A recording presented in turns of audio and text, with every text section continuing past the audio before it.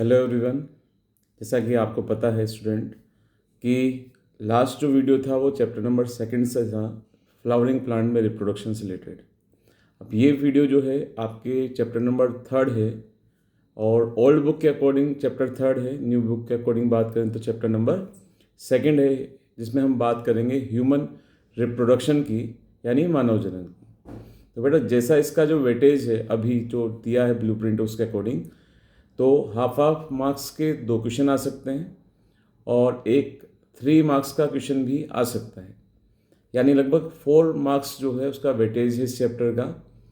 तो पहले हम बात करते हैं जिन क्वेश्चनों की जो कि 1 नंबर में आ सकते हैं, जिसमें पहला क्वेश्चन है कि मादा के अंडाशय से अंडोत्सर्ग के लिए, कहाँ से? अंडाशय से अंडोत्सर्ग के लिए जो ग्राफियन फॉलिकल होती है उसके फटने के लिए कौन सा हार्मोन रेस्पॉन्सिबल है। क्वेश्चन लॉन्ग है लेकिन अपने को केवल लास्ट के वर्ड पे ध्यान देना है कि ग्राफियन फॉलिकल को फटने के लिए कौन सा हार्मोन रेस्पॉन्सिबल है। तो आंसर इसका क्या होता है? Luteinizing hormone. पढ़ा है ना आपने, एलएच जिसे हम कहते हैं। मेंस्ट्रुअल साइकिल के 14 डेज पर ये ज़्यादा सीक्रेट होता है, जिसे एलएच सर्ज कहा जाता है। तो आंसर क्या है क्वेश्चन का कि कौन सा हार्मोन अंडोत्सर्ग के लिए रिस्पॉन्सिबल माना जाता है? ल्यूटिनाइजिंग हार्मोन यानी एलएच। नेक्स्ट है कि 25 यानी 25 प्राथमिक शुक्र कोशिकाएं और 25 प्राथमिक अंड कोशिकाओं से कितने शुक्राणु और कितने अंडाणु बनेंगे, यानी स्पर्म और ओवा कितने बनेंगे। तो आपने स्पर्मेटोजेनेसिस और oogenesis यानी शुक्र जनन अंड जनन पढ़ा है, तो उसी कॉन्सेप्ट पर हमें इसका आंसर देना होता है, क्योंकि एक जो प्राथमिक शुक्र कोशिका होती है जिससे लास्ट में 4 शुक्राणु बनते हैं, यहाँ 25 बोल रहा है तो 1 से 4 बनते हैं, मतलब 25 से कितने बनेंगे? 100 स्पर्म बनेंगे। इसी तरीके से जो अंड जनन होता है उसमें एक प्राथमिक अंड कोशिका लास्ट में एक अंडाणु यानी एक ओवा बनाती है। यहाँ 25 बोल रहा है वो प्राथमिक अंड कोशिकाएं, तो कितने अंडाणु बनेंगे? कितना? 25। ठीक है, तो शुक्राणु या स्पर्म तो बनेंगे 100, ओवा बनेंगे कितने? 25। अब इसका रेशो अनुपात क्या होगा? तो 100:25 यानी कि 4:1 इसका आंसर होगा। ठीक है, नेक्स्ट है क्वेश्चन कि यदि गर्भाशय जो है उसमें जो विकासशील भ्रूण है उसका संबंध अपरा के स्थान पर एक प्लास्टिक की ट्यूब से कर दिया जाए, प्लास्टिक की नली से कर दिया जाए, तो भ्रूण के परिवर्धन पर यानी एम्ब्रियो के डेवलपमेंट पर इसका क्या असर होगा। तो बेटा आपको पता है कि जो अपरा या प्लेजेंटा होती है वो बेबी को उसकी मदर से कनेक्ट करने वाली स्ट्रक्चर होती है, जिसके थ्रू उसको सारा जो भी उसका भोजन है, फूड है, वो उसके तक पहुंचता है माँ से। और अगर उसकी हटा दें तो एक तो फूड का प्रॉपरली सप्लाई नहीं होगा, दूसरा अपरा या प्लेजेंटा कई सारे हार्मोन रिलीज करती है, एचसीजी, एचपीएल और प्रोजेस्टेरोन। अगर कहीं ना कहीं प्लास्टिक की ट्यूब लगा देंगे तो ये हार्मोन भी सीक्रेट नहीं हो पाएंगे, जिससे जो गर्भस्थ शिशु है उसका सही प्रकार से डेवलपमेंट नहीं हो पाएगा और प्रेगनेंसी भी मेंटेन नहीं रहेगी। ठीक है, नेक्स्ट क्वेश्चन है कि यदि किसी महिला की जो फैलोपियन ट्यूब है अंडवाहिनी उसको अवरुद्ध कर दें, उसको ब्लॉक कर दें, तो उसकी आगे की जो क्रियाविधि है, कौन सी क्रियाविधि पर प्रभाव पड़ेगा। तो आपको पता है फर्टिलाइजेशन कहाँ होता है? फैलोपियन ट्यूब में। ओके, तो अगर हम फैलोपियन ट्यूब को ही ब्लॉक कर देंगे तो कौन सी क्रिया रुक जाएगी? फर्टिलाइजेशन यानी निषेचन। ओके, अब नेक्स्ट क्वेश्चन की बात करते हैं कि ओव्यूलेशन या अंडोत्सर्ग किसे कहते हैं। तो आपको पता है कि जो ग्राफियन फॉलिकल होता है वो मेंस्ट्रुअल साइकिल के 14 डेज पर फट जाता है, उसमें से जो ओवा है वो बाहर रिलीज हो जाता है। तो ग्राफियन फॉलिकल का फटना और अंडाणु का बाहर निकलना, इस बात को क्या कहा गया है? ओव्यूलेशन या अंडोत्सर्ग। ओके, उसके बाद बात कर रहे हैं कि यदि कार्पस ल्यूटियम, नेक्स्ट क्वेश्चन की बोल रहा हूँ मैं, कार्पस ल्यूटियम जो है वो फट जाए तो भ्रूण के परिवर्धन पर क्या प्रभाव पड़ता है।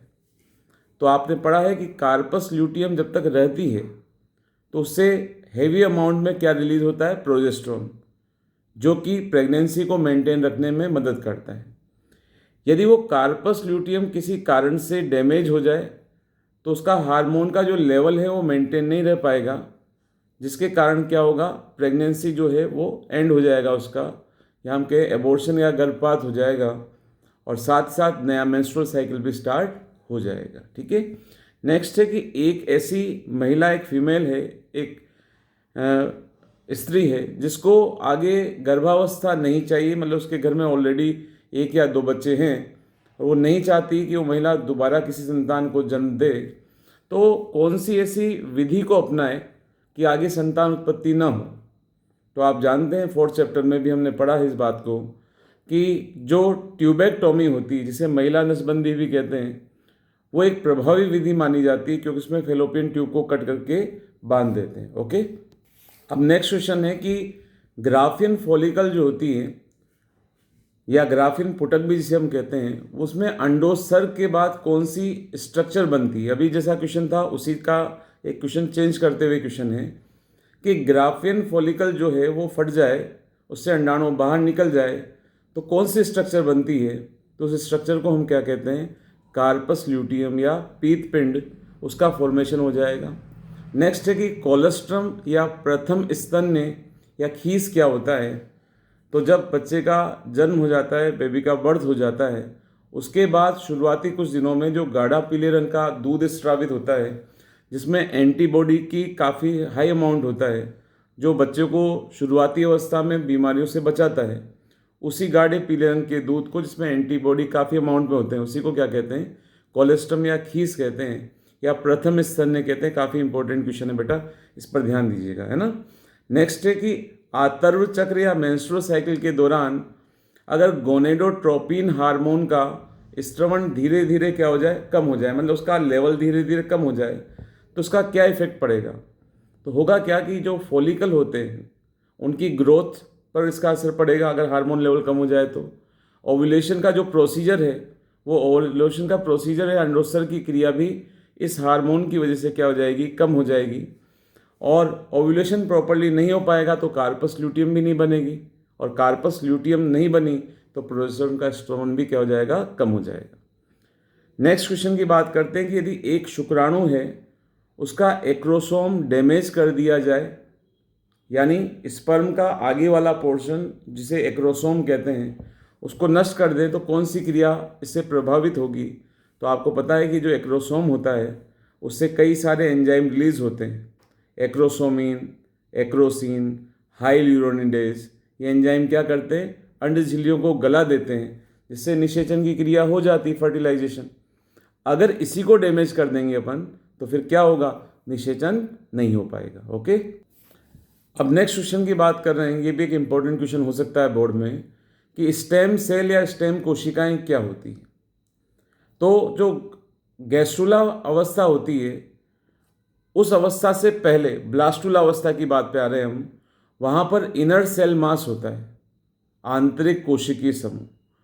उस सेल जो कोशिकाएं हैं, ये आंतर सेल जो मैं बात कर रहा हूँ इनर सेल मास की, जो कि एम्ब्रियो में होती है ब्लास्टुला अवस्था में, इन सेल्स में ये क्वालिटी होती है किसी भी ऊतक का, किसी भी अंग का निर्माण कर सकती है। और जो सेल किसी भी ऊतक को, किसी भी टिश्यू को, किसी भी ऑर्गन को बना सके, ये क्वालिटी जिसमें हो, ऐसी सेल्स को हम क्या कहते हैं, स्टेम सेल कहते हैं। तो इनर सेल मास की कोशिकाओं को हम क्या कहेंगे, स्टेम सेल। नेक्स्ट है कि सगर्भता के उत्तरार्ध में, यानी प्रेगनेंसी टाइम पीरियड कंप्लीट होने जा रहा है, उस दौरान अंडाशय के द्वारा कौन सा हार्मोन रिलीज होता है। ये चीज़ बहुत ध्यान से देखना बेटा कि ये बात कर रहे हैं सगर्भता का उत्तरार्ध। उत्तरार्ध मतलब जब सगर्भता प्रेगनेंसी का एंड चल रहा होता है, तो अंडाशय से कौन सा हार्मोन रिलीज होता है। यहाँ ध्यान रखना, यहाँ आंसर आएगा रिलैक्सिन हार्मोन। ठीक है, रिलैक्सिन हार्मोन होगा, न कि एस्ट्रोजन या प्रोजेस्टेरोन, क्योंकि ये उत्तरार्ध की बात कर रहे हैं, यानी प्रेगनेंसी का जब एंड आ जाएगा उस समय की बात कर रहे हैं। नेक्स्ट है कि प्रसव के बाद मादा के द्वारा जो स्रावित दूध है उसका क्या महत्व है। अभी अपन ने बात कर रहे थे, उसकी एंटीबॉडी उसमें काफ़ी अच्छे होते हैं। तो जब एंटीबॉडी ज़्यादा होंगे तो बच्चे को शुरुआती टाइम में रोगों से लड़ने की क्षमता भी ज़्यादा मिलेगी। इसी तरीके से क्वेश्चन है कि गोनेडोट्रोपिन हार्मोन कौन कौन से होते हैं। तो गोनेडोट्रोपिन में एफएसएच हार्मोन यानी फॉलिकुलर स्टिमुलेटिंग हार्मोन और ल्यूटिनाइजिंग हार्मोन को हम इंक्लूड करते हैं। नेक्स्ट क्वेश्चन है कि जो कार्पस ल्यूटियम है, या सॉरी कार्पस काउपर्स ग्रंथि है, काउपर्स ग्रंथि जो है उसका क्या काम होता है। तो काउपर्स ग्लैंड जो है वो हमें पता है कि जो मेल रिप्रोडक्टिव सिस्टम है उसके अंदर शिश्न के पास में पाई जाती है और ये लुब्रिकेशन देती है, शिश्न को स्नेहन प्रदान करने का काम करती है। नेक्स्ट क्वेश्चन है कि अंडाणु जो होता है हुआ उसकी सतह पर, उसकी सरफेस पर कौन सा रसायन पाया जाता है, कौन सा केमिकल पाया जाता है, तो उसे कहते हैं फर्टिलाइजन, और जो स्पर्म पर होता है उसे क्या कहते हैं, एंटी फर्टिलाइजन। नेक्स्ट और लास्ट क्वेश्चन जो छोटे शॉर्ट आंसर टाइप क्वेश्चन में आता है कि मादा जनन तंत्र के किन्हीं 3 अंगों के नाम और उसके काम लिखिए। तो अंडाशय एक ओवेरी जो है वो फर्स्ट ऑर्गन की बात करते हैं जहाँ पर फीमेल गेमिट का, मादा युग्मक का निर्माण होता है। नेक्स्ट है यूट्रस या गर्भाशय, जहाँ पर एम्ब्रियो का डेवलपमेंट होता है, भ्रूण का परिवर्धन होता है। इसी तरीके से वेजाइना या योनि, जहाँ पर शुक्राणु को ग्रहण करने का काम होता है, और वही पार्ट, योनि वाला पार्ट, बर्थ कैनाल का ही फॉर्मेशन करता है, जहाँ से गर्भस्थ शिशु माता के शरीर से बाहर आता है। तो यहाँ तक तो बेटा जो हम बात कर रहे थे अभी पूरे इस वीडियो में, वो उन क्वेश्चनों की बात कर रहे थे, तो शॉर्ट आंसर टाइप क्वेश्चन जो होते हैं उनकी।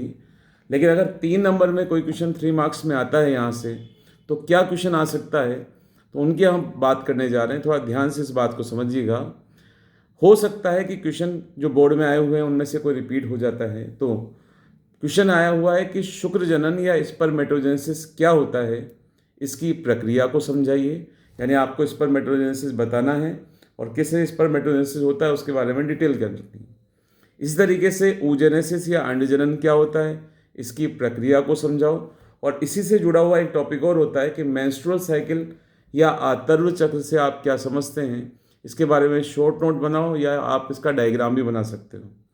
इसके अलावा वृषण की आंतरिक संरचना यानी टेस्टिस की इंटरनल स्ट्रक्चर और अंडाशय की आंतरिक संरचना भी पूछी जा सकती है। साथ ही साथ मानव का जो शुक्राणु है, स्पर्म, उसके स्ट्रक्चर के बारे में भी क्वेश्चन एक बार पूछा गया है। इसके अलावा निषेचन के पश्चात होने वाली जो घटनाएं हैं उनमें से आरोपण यानी इम्प्लांटेशन और अपरा और उससे निकलने वाले हार्मोन, उसके क्या काम होते हैं प्लेजेंटा के, इनके ऊपर भी क्वेश्चन बेटा लास्ट एग्जाम में आ चुके हैं कई बार। तो ये वीडियो था ह्यूमन रिप्रोडक्शन से रिलेटेड। कोशिश की है आप लोगों के लिए कि ये कुछ अच्छे क्वेश्चन हैं जो लास्ट कुछ ईयर में आ चुके हैं बोर्ड में, तो आप लास्ट मोमेंट पे इसको भी ज़रूर देखें। वैसे आप अपनी अच्छी तैयारी कर रहे हैं और मैं पर डे का एक ही चैप्टर का इसलिए भेज रहा हूँ कि आप इसको एक बार देख लें। अपना पहला पूरा चैप्टर आपने पढ़ा, उसके बाद इस वीडियो को आप देखें कौन कौन से ऐसे क्वेश्चन हैं जो आए हुए हैं, ताकि हमारे पास टाइम है अभी, हम अच्छी तरीके से और तैयारी कर सकते हैं। अब कल नया वीडियो हम आपके लिए लेकर आएंगे और उसमें हम बात करेंगे कि किस तरीके से हम इनफर्टिलिटी या जनन स्वास्थ्य, रिप्रोडक्टिव हेल्थ के ऊपर कौन कौन से क्वेश्चन हैं जो आए हुए हैं। तो इसको ज़्यादा ज़्यादा लाइक कीजिएगा, शेयर कीजिएगा, अपने दोस्तों को बताइएगा और चैनल को सब्सक्राइब भी कीजिएगा। Thank you so much.